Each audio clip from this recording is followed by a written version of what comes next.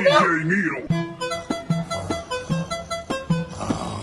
بتعملي فيها نايم؟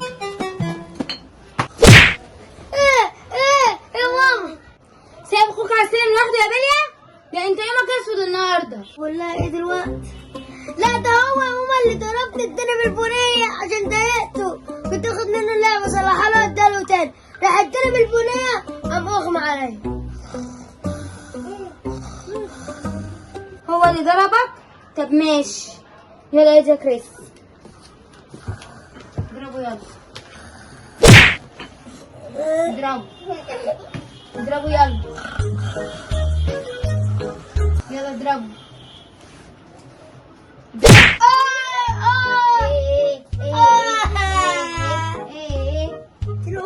الحمد لله الحمد لله.